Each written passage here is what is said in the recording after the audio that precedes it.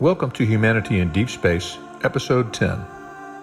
Considering if robotic astronauts should establish the first settlement on Mars. With our guests, Donald Goldsmith and Kris Carberry. Goldsmith is the author, co-author, or editor of 21 books on astronomy, astrophysics, and physics. He received his PhD and JD degrees from the University of California, Berkeley in 1969 and 1983, respectively. Dr. Goldsmith has served as a science advisor and co-writer for several television documentary programs or series, including Carl Sagan's Cosmos, The Astronomers, Neil deGrasse Tyson's Cosmos, and Is Anybody Out There with Lily Tomlin. And Kris Carberry, the CEO and co-founder of Explore Mars Incorporated. In this role, he has overseen Explore Mars' annual Humans to Mars Summit, the largest annual conference focused on sending humans to Mars, and has spearheaded dozens of programs, projects, and outreach efforts. Prior to joining Explore Mars, Carberry served as executive director of the Mars Society. Carberry has presented oral and written testimony to both the United States Senate as well as the United States House of Representatives. Carberry is the author of the 2019 book, Alcohol in Space, Past, Present, and Future, which is currently being adapted into a documentary film to be released in 2023. Carberry also has 2 books scheduled for release in 2023, The Music of Space and A Future Spacefaring Society. Our program is moderated by Kris Kimel, the founder of Humanity in Deep Space and co-founder of the commercial space company Space Tango. Hello, my name is Kris Kimel with Humanity in Deep Space. I want to welcome you to this webcast. Really pleased to have some excellent guests today with Don Goldsmith, which I'm going to let them introduce themselves here in a second, and also Kris Carberry. Today we're going to be talking about a really interesting issue about deep space exploration and going to Mars, and that is the kind of juxtaposition between robots and robotic astronauts versus real humans. Looking at some of the issues involving, how do we go? How should we go?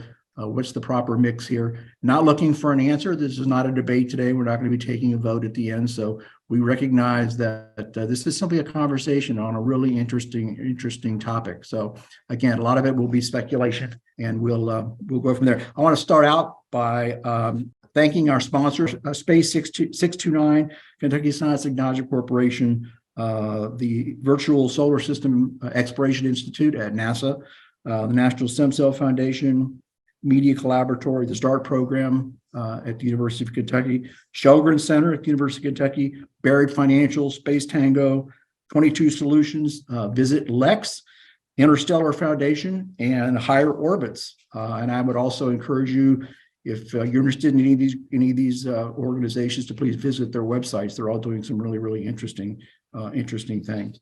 So let me start out by asking you all to introduce yourselves. Let me start with Don. If you a brief explanation kind of who you are. Thank you. I'm Don Goldsmith. I started out as a research astrophysicist, but I became a popularizer of astronomy. I've written a lot of books and worked on documentary TV. And my latest book with Martin Rees, the British Astronomer Royal, is The End of Astronauts, about how we should be slow to push humans into space and let our robots do the work. Okay. And Kris? Yes, I'm Kris Carberry. I'm CEO of Explore Mars, a 501c nonprofit. We run the Humans to Mars Summit, the largest annual conference on sending humans to Mars. That's taking place in 2 months, May 16th through 18th, 2023 in Washington, D.C. We also do a lot of programs like policy work. We'll be releasing our Achieving Mars report very soon, and a lot of STEM education work, including our Mars Innovation Challenge, which is for students, which is going on right now. Otherwise, I used to be, back over 10 years ago, executive director of the Mars Society, but also came from an historic research background as well. So I've had a varied career. Good. Well, thank you both for taking time to take part in this. Really appreciate it. So let me start out by just a general question for both of you, and that's, why do we go to Mars? I mean, why are we going in the first place anyway? I mean, why don't we just settle here, not necessarily on Earth, but not venture into deep space at this point? What are the primary motivations in your all's view for actually going? Don, you want to start? Yes, I'll go first. First of all, it helps in the terminology. I think when you say "we" going to Mars, you probably meaning Humans. humans, but Yes. we are already on Mars. Our Right. machines are there. They're doing great work, and they'll do even better work in the future. So I like to make sure we're talking about that distinction. Right. That raises the question of, do we really need to send humans to Mars? Do we want to send humans to Mars? Those are two different things. As for the wants, well, it's clear that there's a huge psychological benefit, at least for a while. When people went to the moon, and I'm old enough to remember it well, it was worldwide news and everybody was excited. We all know the aftermath, where it turned out there really wasn't so much for humans to do on the moon, at least for a while. And now, 50 years later, anything that humans could do on the moon, in my opinion, machines could do better. But I can't see much reason, I'm talking about the next couple of decades, because it's really hard to predict the future even for next year. For the next couple of decades, I don't see why we need to rush to send humans to Mars, except for the very real fact that the first humans on Mars will be heroes and sort of celebrate the human race, which we all like to do. After that, as with the moon landings, who knows exactly what the psychological benefit will be. Chris? Oh, there are a lot of good reasons, and humans absolutely need to go to Mars. And for the science, I think, robots do a great job, and this is not an either or. Humans and Right. robots will continue. The current robots on Mars and around Mars have done an extraordinary job. But one of the reasons is precisely for science. Take a look, think about what an engineering challenge it is just to dig a 1-inch hole. The problems, that we've had just digging, small holes on the surface. One astronaut with a shovel could go deeper down than our most sophisticated robots so far. So I think we need to send humans on Mars to actually find out, to learn these answers to these questions, such as, is there life or has there been life on Mars? As well as, can humans live on Mars? And we'll need to send humans to figure that out. But I think humans are far more efficient. And in the end, even though it's more expensive, I think humans are more cost effective. But when you're getting to that overall, and I don't think, maybe the astronauts didn't have enough to do on Apollo, but that's because we didn't prepare them enough. We have more than enough for decades or more for humans when they're on Mars. I talk to all the key Mars scientists all the time, and they don't know how they're ever going to get all the work they want to get done in the periods of time that we're planning right now. So, but I think beyond that, it's just that excitement factor. I think it's not just building excitement, national excitement, it's building international morale, as well as really that innovation element. By trying to solve the problems that we need to solve to create sustainability on Mars, we're going to have direct benefits here on Earth. Figuring out how we're going to grow food, how we're going to eat, we're going to drink, the different medical techniques, remote medicine. I think all of that's going to come back to us in an extraordinary manner to benefit us here on Earth. And that's really one of the reasons why I promote it. It's not for all those other things, but because of the benefits here on Earth as well. So let's assume, for discussion's sake, that eventually, and we don't know when that is, but eventually humans will, in fact, assuming, as Don mentioned, and as several authors have pointed out, assuming we as a civilization last long enough, because it's going to take a while, and we have to be here to be able to do that. So that's another reason for taking care of the Earth, to survive long enough to do this interplanetary travel. But assuming that, yes, one day humans will likely be on Mars. What is the rush? I mean, Elon Musk has talked about, I think, sometime in the 2030s, and others have mentioned other dates, et cetera. So what about, should we go before we're ready, whatever ready means? Should I take this, or Yeah, John, sure. do you? Donald, Well, I always laugh sure. when people say, what's the rush? We've been talking about going to Mars since the end of the Apollo program. And multiple presidents have said, oh, we're going to go to Mars. And people say, oh, what's the rush? What's the rush? Because we haven't been able, every time we say, put it out in a long distance, then it becomes a problem from a policy perspective. We need to actually set more ambitious goals in order to realize them. If we put it too far out, then it's more likely to fall apart. We'll never get it done. Now, we're in a better position now than we've ever been with the recent Artemis 1 launch.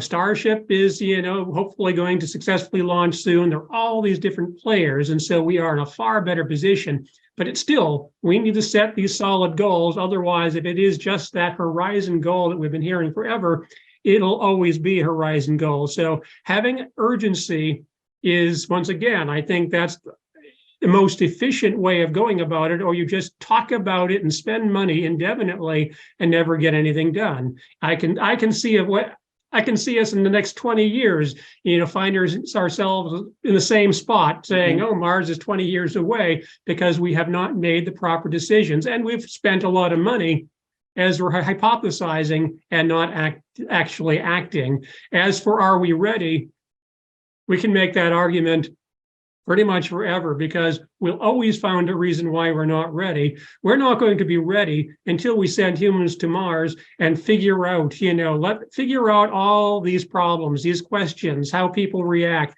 how that time and microgravity the whole way there really impacts them, how easily they're able to work, and how much the radiation environment does impact them. So I think we're never going to be ready in some people's opinions, but we can't let that stop us unless it's a real, some sort of big game changer that we don't know about right now. Don, what's your thought on the rush? Well, it's certainly true that if you're going to get things done, you'd better want to get the things done, and it's better to get them done on a quicker time scale if that's what you want to achieve. I want to point out, first of all, that, use on Chris's comment, an astronaut on Mars can dig a trench much more rapidly than a machine can, but it costs a lot more to send the astronaut there and to maintain him or her. It's a tricky business, as Kris just said, just to get to Mars, which takes 6 months or so to live on Mars. You could say, well, those are the problems we have to solve if people are ever going to live on Mars, but it's kind of a circular argument, in my opinion. I'm also very worried, as other scientists are, about the contamination of Mars. Mars almost certainly has signs of ancient life and may well have current life, because it turns out to have places where liquid water temporarily exists. It's difficult enough to have machines that don't contaminate Mars with the things that we bring with us. With humans, it makes it even more difficult. But this is kind of a sidelight. After all, there's one more thing you would worry about. The real question is, as I've tried to emphasize, why are we doing this? The answer that because it's something we have to do, because it's our destiny, because it feels good, are reasons, but they're not good enough reasons in my mind, especially to hurry. There's also one more thing, which is when we keep saying we, now that we're all talking about humans, who is this we in terms of the countries or organizations that are going to send these people to Mars? But naturally, we are currently thinking here in the US about NASA and sending astronauts with international cooperation. Elon Musk might have a different idea. His view is, I think, that he personally will organize the fleet of people who will populate Mars and make it a refuge for when we destroy Earth's civilization. I'm exaggerating slightly, but I think this is behind his thinking. Stephen Hawking went along these lines, which I felt, despite his genius, was just ridiculous. At any rate, I urge people to stop and think about it. Yes, it's true that that's going to get us to Mars less rapidly than if we say, let's do it. But there are good reasons to stop and think about it. These are enormous sums of money. And if and when the first astronauts set out for Mars and they fail to come back, although some would say they're perfectly happy to take that risk, it's going to be a great downer for society as well as a great upper to send them there. These are thoughts that I put out for public thinking. Doesn't mean that they solve the issue. Yeah, can I comment a little on that? As for the budget, yeah, it'll cost a lot of money, but in the end, I think this is exaggerated because, well, it will cost NASA a little more than is, NASA's budget is like 0.5% of the federal budget. And I'll get to what you're mentioning before, who's going in a second. But in the end, whether we go to Mars or not, we're probably going to spend roughly the same amount on NASA, whether we send people or not. I think it's far more efficient to actually achieve grand goals. As for who's going, when I'm talking about that, I'm talking about humanity. I hope the US will lead, whether it's government or commercial, or what I think is going to be more of a hybrid approach. That, yes, SpaceX will be involved, NASA will be involved, and other players will be involved, including international partners. And I think, things like the Artemis Accords, which have brought together, I forgot what the current count is right now, with, committing to go back to the moon and then on to Mars. And that's another one of these benefits, that international collaboration, I think, is extremely invaluable. one of the most extraordinary diplomatic tools that we have right now is bringing the people together in space. And I think when we go back to the moon and on to Mars, that's going to even be more effective and a much more effective diplomatic tool of bringing countries together. Frankly, right now, like on ISS, one of the things that held the relationship between Russia and the United States together, and they're not very great right now, but we're still working together in space, and I think that's a wonderful model. So, anyway, that's just, I could go on for another half hour on here, but I'll cut myself right here. That's all right. No, and Don, I think you did a really nice job of kind of summarizing too what the essence of your book as well. So let me play devil's advocate a little bit on this question. First of all, a couple of assumptions that people make all the time that let's talk about for a second. One is that we're wired. Humans are wired to explore. We're human. We were wired to explore off the African continent and to go. There are other anthropologists who question that. So whether there's all sorts of civilizations out there or groups of people that have been perfectly comfortable where they were, aside from looking for resources. Now, I'm not saying that. So what about, again, that to me, that's one of those assumptions we make. I think it was I can't remember who it was that said it may have been H.L. Mencken or maybe Will Rogers, which I always remember is, for every complex problem, there's a simple answer that's wrong. And so let's go and dig into that just a little bit, and we'll go from there. Well, okay. Let me see what I can do. Okay. It is complex, of course. That's the fun of it. And it costs a lot of money, and in some sense, it's a tiny fraction of the budget, but we all know the billions add up after a while, as Senator Dirksen once said. NASA, after all, spends a lot of money on robotic exploration. I just want to point out that there's one danger of opposing humans rushing off to Mars is that people conflate this with the unmanned robotic exploration, which means they might want to cut both of them. I'm totally against that, as you might imagine. But look, Columbus did not have robotic explorers setting across the Atlantic. It was not an option. And here I am in Berkeley, California, in a way, profiting from what Columbus did. We are exploring like crazy. Yes, you can argue if we're hardwired to explore, does that mean we have to send our bodies? Part of our civilization's development is we've learned how to do some wonderful things with robots. And they're getting better and better while our bodies are not. So that when you look down the road, the trench digging will become better. That's just a tiny little thing, but you think about it as a model. So I don't really see how we can go anything but the personal psychological with the uplift. It will matter. It's important if people feel better.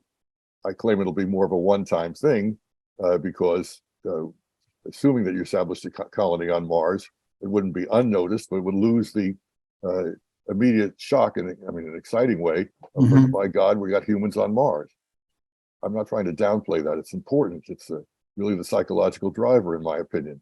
But it's not enough, seems to me, to spend the tens and hundreds of billions that are involved right away. But I see, Kris's viewpoint is perfectly reflective of what a lot of people feel. I understand this. The old story was no Buck Rogers, no Bucks. But nobody knows who Buck Rogers was nowadays. Before we go on, let me make a quick comment for the audience. First of all, it's interesting. We're explaining who Buck Rogers is. Yeah, basically Buck Rogers. A couple of things. One, it's interesting we're talking about, I think this is a planetary problem. I appreciate people bringing, and in fact, like most of our webcasts, we have nearly 20 countries who have registered for this webcast. So we've got a planetary audience listening and chiming in, which is great. And secondly, please feel free, any of you who have questions, to feel free to go ahead and enter those via the chat function, and we'll be getting to those. We've got a couple coming in now, and we'll get to those as we go on. So, Kris, did you have anything else you wanted to add to Don? Yeah, just a couple things. One comment related to what Don mentioned about, and I fully agree that we don't want to cut back on robotic missions. However, it's kind of interesting. Back years ago, decades ago, there used to be this conflict between science directorate and human spaceflight at NASA, because, of course, science director was always afraid that if money was increased for human exploration, money would be pulled from SMD, from science. But for about the last decade, SMD, the science mission director at NASA, have been some of the loudest advocates for sending humans to Mars. And so they don't see that as a problem now, and they see this as a benefit, finding that collaboration between humans and robots.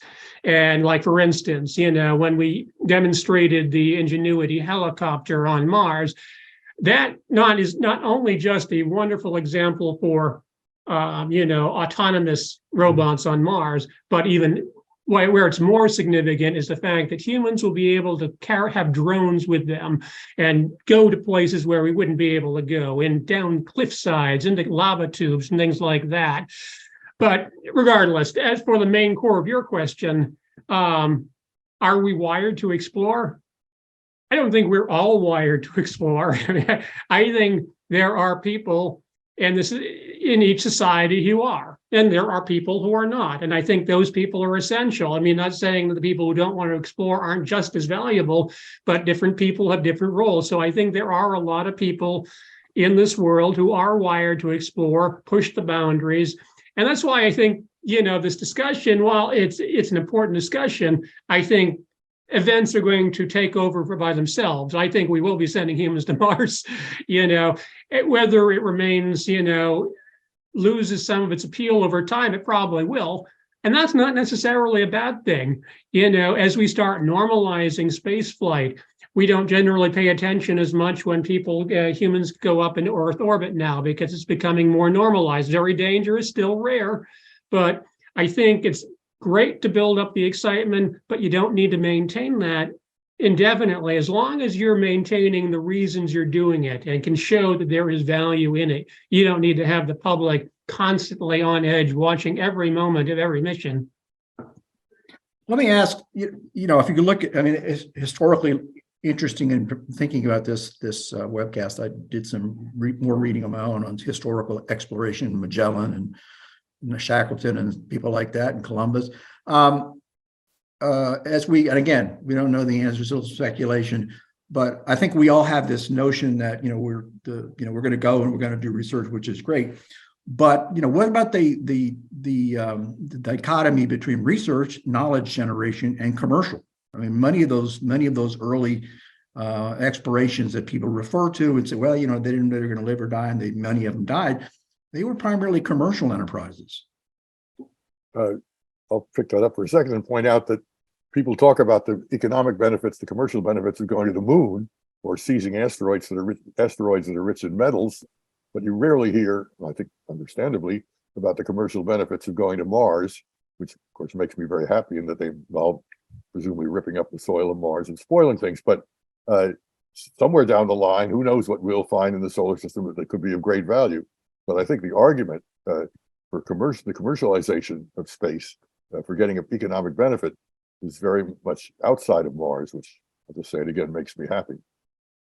I actually disagree with that. We don't know if we're going to have like minerals or something on Mars that will make money, and this is something we've paid a lot of attention to. We have a program called the Mars Innovation Forum, looking at basically, is there a market for Mars? Not meaning if there's going to profit sending an entire mission to Mars, or even saying we're going to make trillions of dollars on the surface of Mars by mining something, but in the technology required, because now that we appear to have the architecture, or at least the transportation moving forward with, we have rockets in development now, which we didn't for a long time, but now people are looking at all those elements.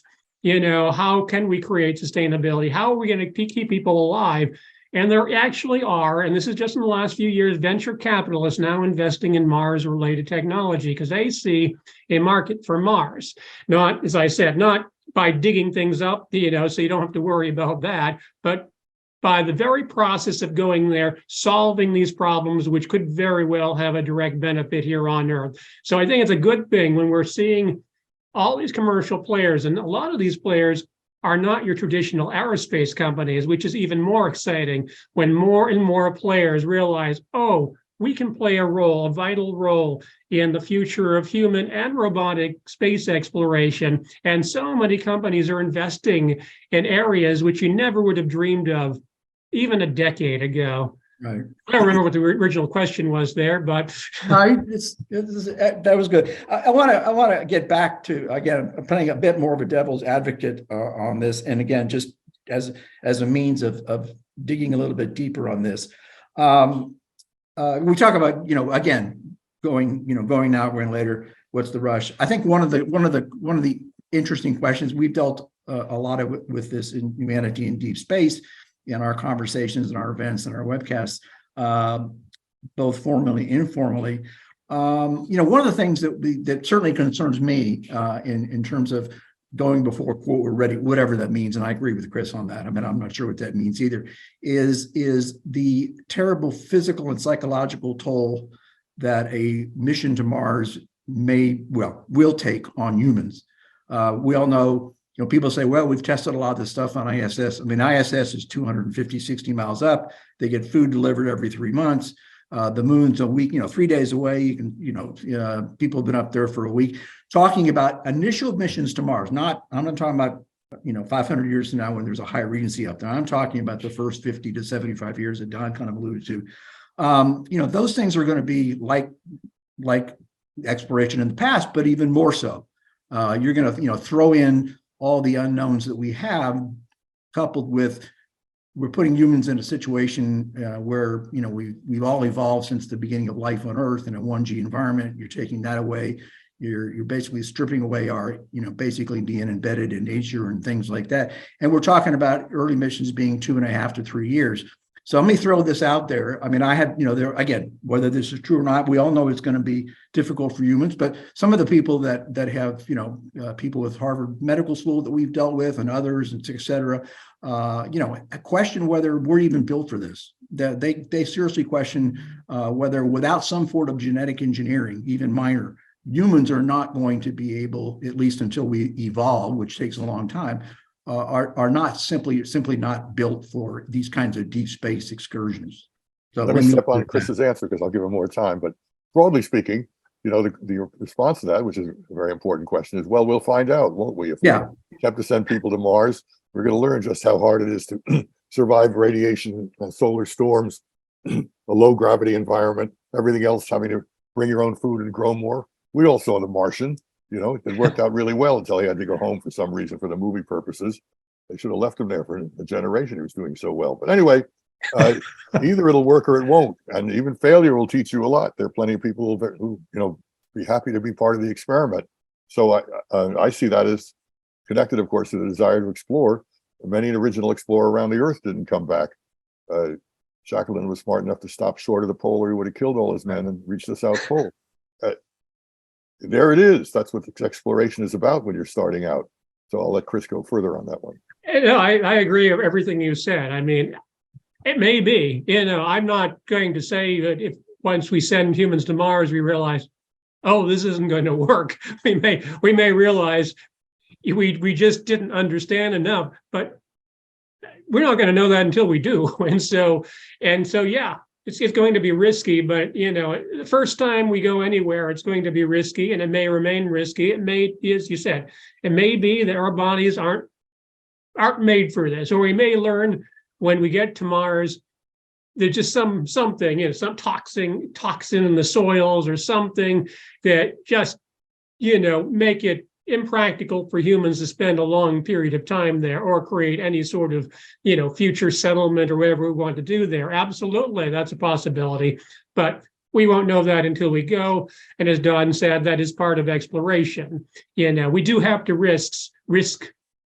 take risks if we're going to send people anywhere in space, as we have here on Earth, as you mentioned. And that's been part of the biggest problems right now. We have become rather risk averse. We don't want to throw lives away. We want to take proper precautions, but we can't hold back because we're waiting to solve all of these problems before we send humans, because we will never solve all these problems. We have to, at some point, just do it. And, hopefully it works out. Yeah, I don't disagree with that. On the other hand, I think that, we prematurely, we live in a different world than Magellan and those, and prematurely losing human life could be catastrophic also to the future of the program. I mean, we just, we had the Challenger, those kinds of things are, at least in terms of this country, I can't speak to other countries, but at least in terms of this countries, they could be catastrophic. So I think I completely agree that we don't know, we won't know till we go. On the other hand, I think there is a rationale for saying let's try to figure out as much as we can and not be cavalier about this and say, oh, we're going to go in 2033 regardless of what we know, because we're going to do all these things without at least making sure, to the extent possible. And I understand that's not, that's nothing's perfect. And we may get to a point where we say, you know what, we've reached the limits of our knowledge. We're not going to know until we actually put humans up there. But I think that's a legitimate concern, aside from just human piece of it. Here's a sidelight that, they talk about going back to the moon. In fact, it's far more advanced Right. as a program than going to Mars. Presumably, if you send astronauts to the moon and they live in caves or whatever is necessary for shielding, and yes, it's easier. They can get deliveries right away, so to speak, but they'll be testing a lot of things, including lower gravity than Mars. So depending on the time scale, I mean, Kris might disagree, and I'm not in favor of sending astronauts to the moon either, but if you were going to do it and the astronauts were there on the moon, they'd be teaching you a lot about what it would be like to live on the surface of Mars. Yes, there's toxicity, many other things, and a huge distance, but it would be a start of experimental data. Yeah, no, I agree. I mean, we've been, my group's been trying to collaborate with the lunar community for a number of years, trying to make sure that if we're going back to the moon, we learn as much as we possibly can to enable humans to Mars. And that includes, human factors, human physiology, life support, all the different things. It's not a perfect analogy or analog, of course. There's no atmosphere on the moon, and there are a lot of differences and difference in gravity, of course. But you're right. We had better use the moon as well as we can, to learn valuable lessons before we send humans to Mars. It's not necessarily a requirement for getting humans to Mars, but I think everybody agrees we're going back to the moon. So let's use that experience as much as we possibly can to enable humans to Mars, rather than, what we're afraid of often is it turning into a hindrance because we get literally stuck on the moon, and we don't think about going to Mars for decades after that. I've got one more sidelight. Sure. One of the reasons for going to the moon that's bruited about a lot is that there's the US and then there's, China, our great rival, never mind Russia. What if they have designs on the so-called peaks of eternal light where the sun never sets, and they're great for doing power systems, very limited terrain near the South Pole of the moon? Can we stand the thought that the Chinese would send astronauts there and we wouldn't? Who knows? But my point is, happily, I guess you don't hear about this for Mars yet, partly because it seems to me there's much less reason, shall I say militarily or otherwise, to go to Mars. It's all about exploration. But I don't know if it's good or bad to think, are the Chinese on board with our plans to send humans to Mars, or do they have their own plans? They did that recently. Go on. Oh, sorry. I was just saying, think about what it would mean. Or do we want rival teams going to Mars, or to the moon for that matter? These are interesting questions. I'm not saying there's any set answers, unless, of course, Kris has some. Well, no, the Chinese do have designs on Mars also. And they, of course, like everything else, we don't know much about them because they don't share their plans or too much about their plans, other than they intend to do it.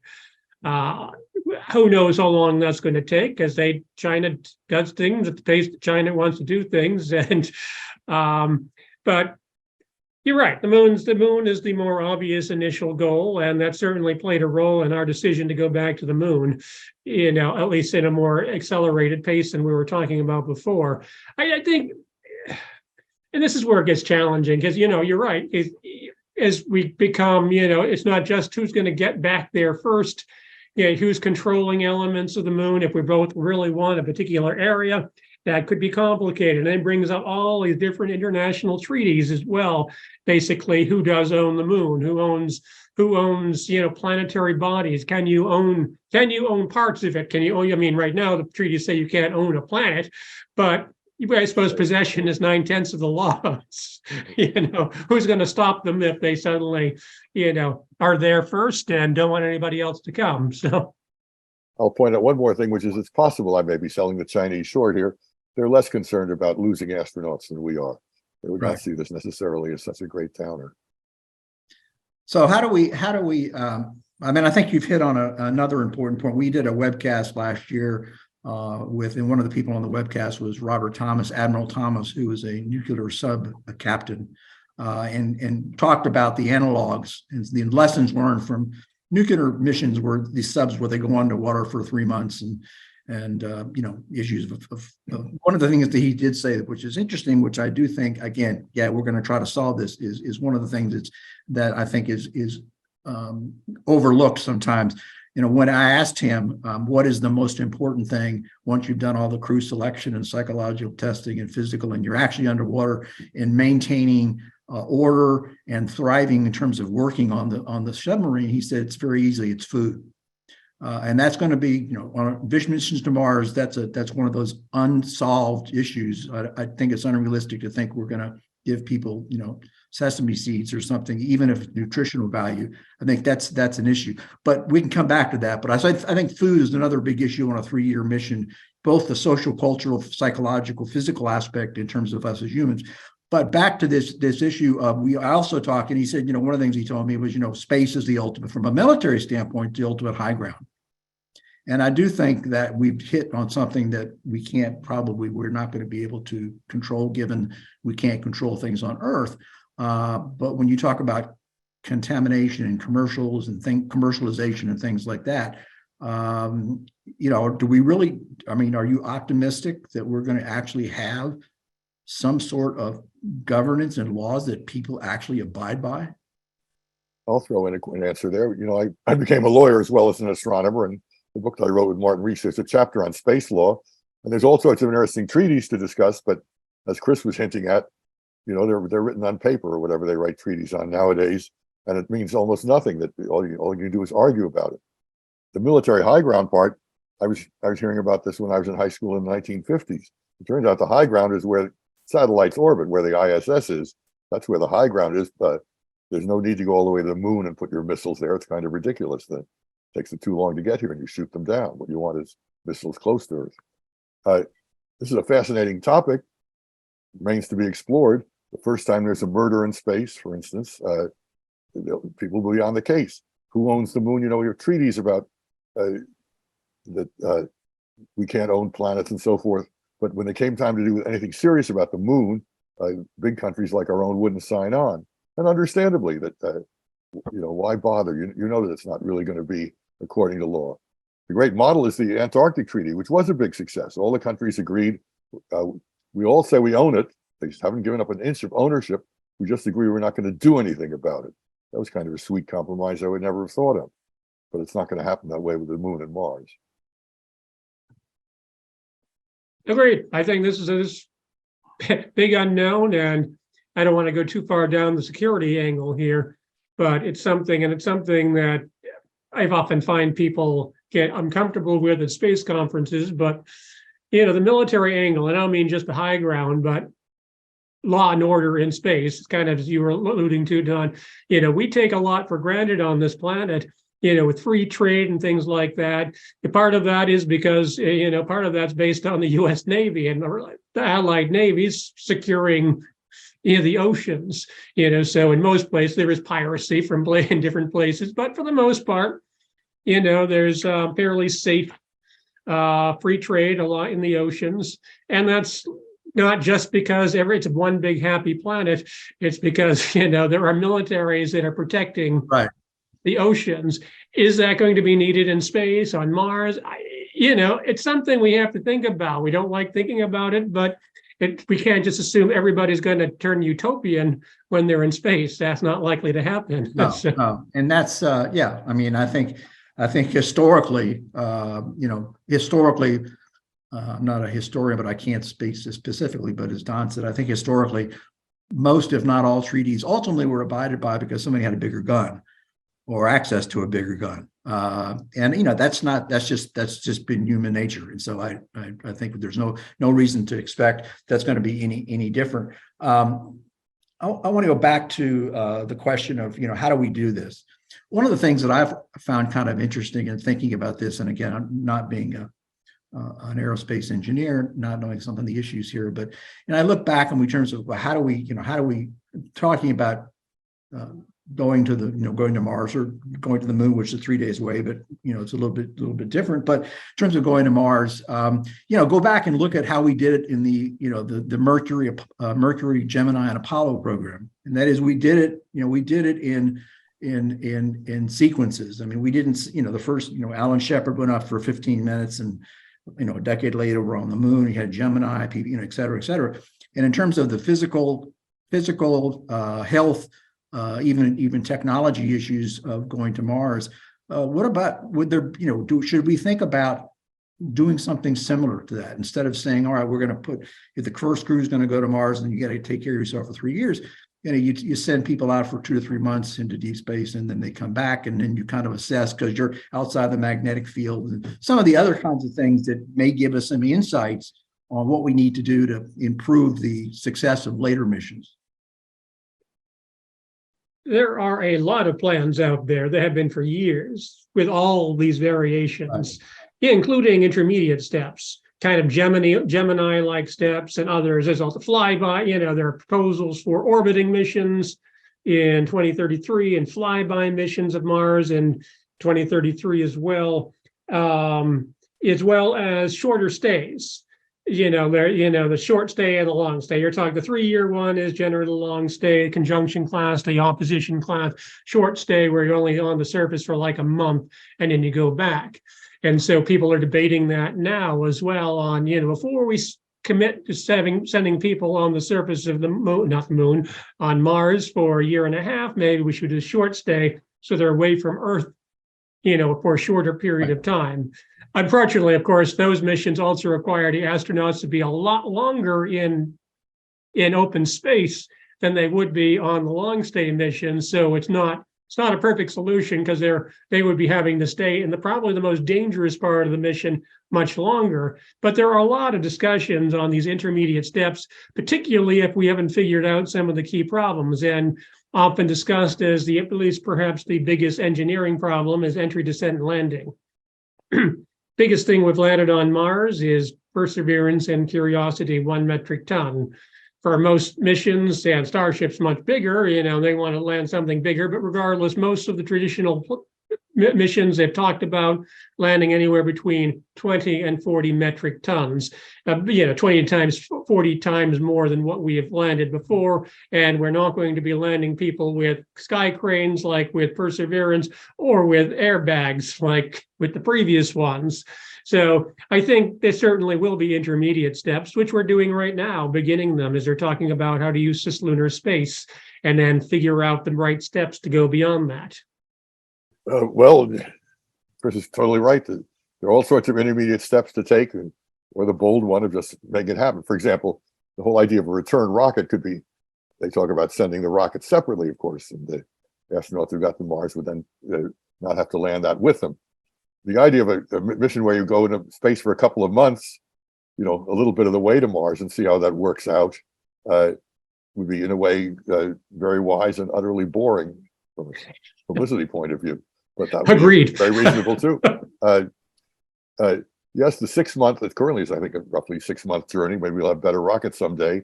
Exposes you to a lot of hazards, which don't all go away on the surface of Mars, but it's really not been done. That's one of the many things they'd be testing out.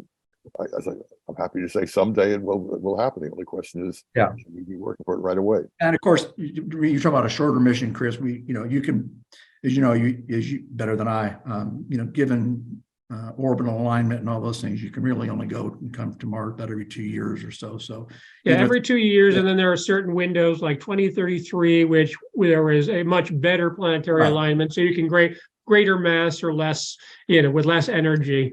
And let me be clear, I'm for as direct a path as we're going to take, and I prefer actually the long stay. If we're going to make all the effort, have them stay a reasonable period of time. But just wanted to clarify some of the steps that have been talked about. Yeah. Okay. And it would not be macabre to say you could get volunteers who don't insist on a return journey. They want to be heroes on Mars. I'm pretty sure that's not Kris's plan, but I point out it's in the No, area. I mean, they've done that before, and there's people sign up, they get plenty of people willing to say, I'm willing to go, even if it's one way.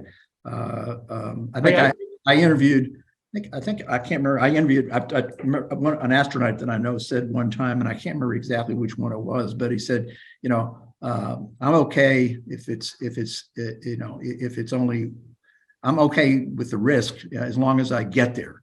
I'm okay. Yeah, but I want to get there. Yeah, to be clear, also, I think that one-way mission to Mars. What was it? What was the name of the group? Oh yeah. That whatever, where all those people signed up. If they through some miracle they were able to create the vehicle to get people there, like I send 100 or whatever people there, I think we'd have 100 dead people on Mars. Yeah. I think we need to figure out if we can live on Mars first. You need people to go and see if we can live there. Can we utilize the resources? Are there other game-changing factors that are going to prevent that? So I am certainly an advocate for taking steps to make sure that we can actually live on Mars, but I want to do that as soon as possible and not jump the gun and have people sending hundreds of people before we've actually had knowledgeable people go. And those first people are really going to have to be extraordinarily capable and knowledgeable with multiple different disciplines, because it's going to, those first crews may encounter a lot of different issues, with mechanical, medical, psychological, everything under the sun. So this is going to have to be a really talented group of people going. Okay, I'm just looking at some of the questions that have come in. So we've got interesting question again, back to some of the issues we've talked about. But what about back to the commercial side of this? I mean, having been involved with a commercial company and helping to start Space Tango and other companies that I interact with, these markets are really fluid. But in terms of Mars, what about things like asteroids and asteroid mining and other kinds of things that have also attracted a lot of attention? I'm sorry, you wanted to veer into the... Well, when I talk, I think we're talking not necessarily about humans, but just the whole issue of the commercial side of space. We all know there's the research side and the knowledge side, but also other areas, both lunar, asteroids, other kinds of potential commercial interests that actually hold out merit. Yeah. Well, commercialization implies privatization, in my opinion. I mean, I think that's sort of obvious, and who's to say ordinary exploration wouldn't involve it too. But if you talk about, say, asteroids, who has the right to grab an asteroid? The first person who can? I mean, the first company that can? Is that how we want to treat objects in the solar system? We might need those objects for better purposes someday. It's like using up all the water on the moon against the day when we'll have real colonies on the moon, and so forth. Right. These are just issues, but who's going to listen to us? The companies that want to exploit, say, asteroids or the moon commercially are not interested in public opinion, by and large. Right. So it's too bad that we have all these great views that aren't going to be important. I think they're all important. I mean, I think it's all going to happen. We've been talking about it a long time. This is not an easy thing. So, I mean, I think a lot of the companies that started up asteroid mining companies, realized over time it's much more challenging. But I think it is an inevitability. I don't have a problem with, commercial entities, grabbing an asteroid, figuring out if they can mine it and use the resources. I mean, maybe there should be over time some rules involved, of course, but I think with the private sector investing in this, figuring out how we're going to, how they would do it. Mm-hmm. That's something that governments don't need to do. And if, as Don mentioned, we might need one of those, I think we're going to be far further down that path. We'll have far greater understanding since the private sector has actually laid the groundwork, figured out how you land on an asteroid, how you mine an asteroid, how you bring the resources back, or how you find them in space, or whatever the process is that they're going to do. And as things have happened throughout human history, regulation will probably follow. But I'm saying that we shouldn't do it. I think that's not realistic, and I don't think it's necessarily beneficial, in the long run either, to limit that unless they're proposing something that's completely crazy that could endanger the planet. By the way, if asteroid mining occurs robotically, I guess I'm more in favor of it than if we have astronauts. But if astronauts are involved, will these be high-paid, experienced astronauts, or will they be throwaway astronauts by some awful corporation, the way you see in movies, where they might as well be robots, except they are human? And by the way, using the resources of an asteroid is not really making a lot of sense commercially. You have to bring it back to Earth. So the usual thought is you'd be doing something out there with the asteroid, which might happen. You might build a whole habitat out of it and create, something people don't usually talk about, another, not a moon, but another object in the solar system with human habitation. Yeah, right. The other interesting thing about asteroid mining and people's weathers, asteroids out there that have tons and tons of certain, rare minerals, valuable gems. Of course, there's also supply and demand. If you bring it back and you bring back, 20 tons of gold, suddenly the price of gold, it may not be as valuable. So we also have to think about the raw commercial side of that. But I think that's the juxtaposition and the tension between the commercial and the kind of research. But again, it's kind of unknowable. I don't think there's any way we can predict.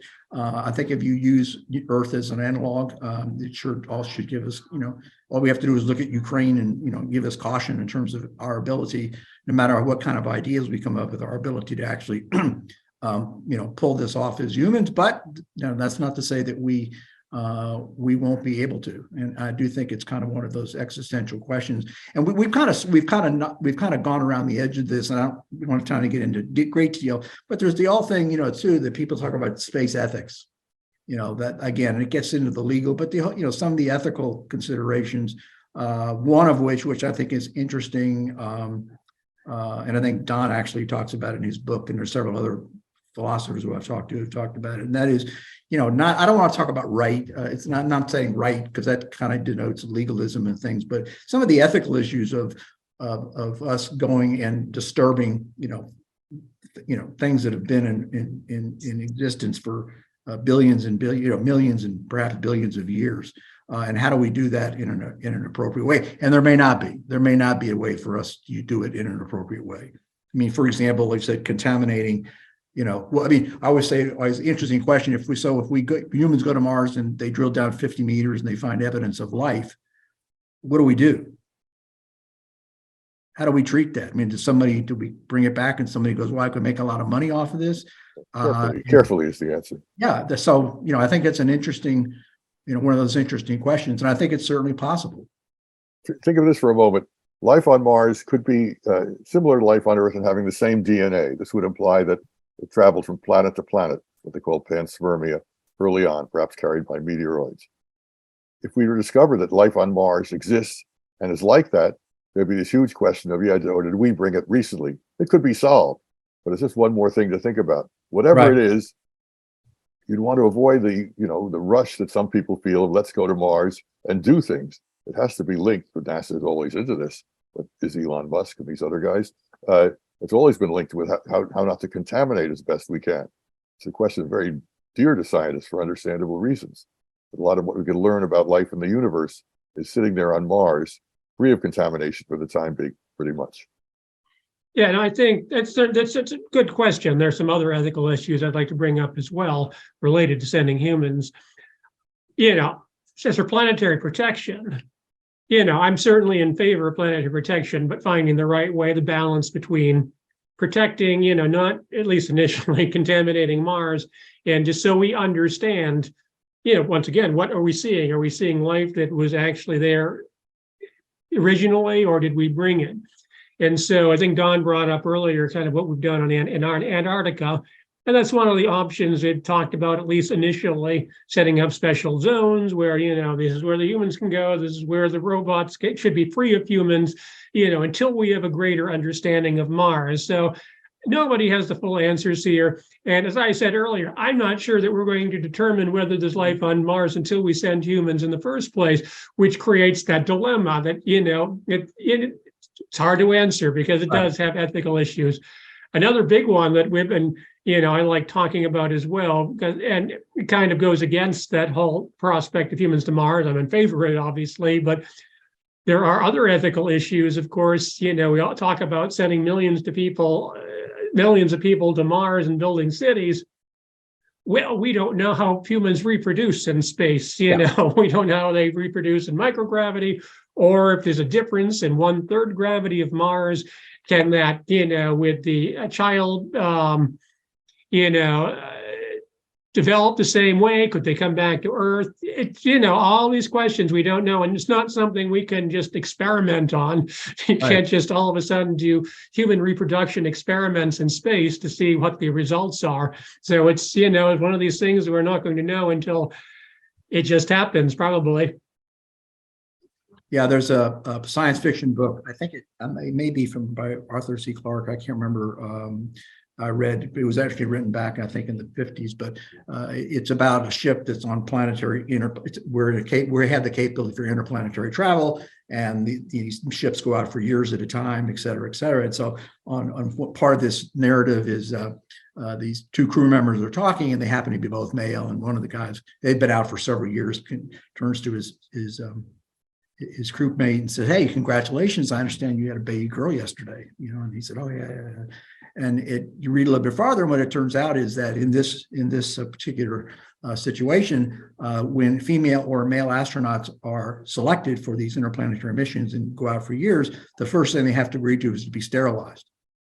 So I thought that was kind of an interesting take from a novel in terms of what might be the situation, because we don't know, and that's going to be a tough one to figure out. It's just one of many questions to be answered. That's right. No, it's very interesting. Well, we're out of time, and I want to thank both of you for your thoughts and your ideas. Any final comments that you want to leave us with? Profound wisdom, Kris?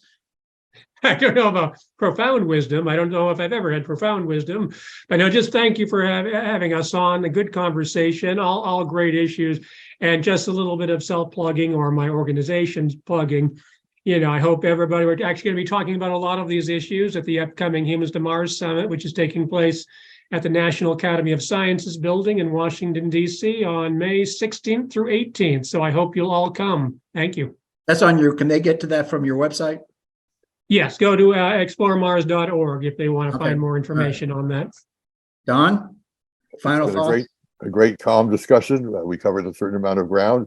If only people would think carefully about this and every other problem in the world, we'd all be a lot better off. I agree. And I've really enjoyed it. I think I've really enjoyed the exchange, and the ideas, and everybody willing to take positions that necessarily other people are opposed to. Don, are you working on what's your latest book you're working on? I'm now working on a book about results from the new space telescope, which are coming in at a pace. I'm off this month to Cambridge, England for the big conference on cosmology results. Great. And how many books have you written? Just a minute. About 20. All right, 20. Well, like I said, I've read a couple of the most recent, The End of Astronauts, which I just dropped it, which he co-wrote with Martin Rees, and I certainly recommend that. So thank you for both. There we go. Yeah, it's really well done. And I thank both of you, and I thank our audience, everybody who's stepped with us. Actually, this is interesting because we've kept most of the audience with us the entire hour, which is sometimes unusual. So Don and Kris, thank you very much. Again, thank you to our sponsors. And for those of you who are interested in make sure you get all of our communications. You can go to humanityindeepspace.com and enter your name, and we'll make sure you're on our list. So again, thank you all very much, and this has been a great conversation, and goodbye. Thank you for joining us for Humanity in Deep Space. You can find all of our videos, as well as other curated content, at www.humanityindeepspace.com or on YouTube by joining Humanity in Deep Space. The music for this episode of Humanity in Deep Space was written and performed by Danny Grandstaff and is available at dannygrandstaff.bandcamp.com.